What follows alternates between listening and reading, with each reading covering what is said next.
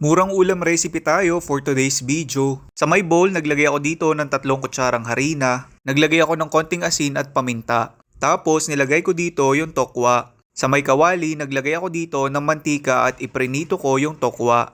Isa-isa ko nga palang inilagay dito para hindi siya magdikit-dikit. Hintayin lang natin siya magkulay brown. Pag kulay brown na nga, okay na yon. Kaya ako nga ito nilagyan ng harina para hindi magtalsikan habang priniprito.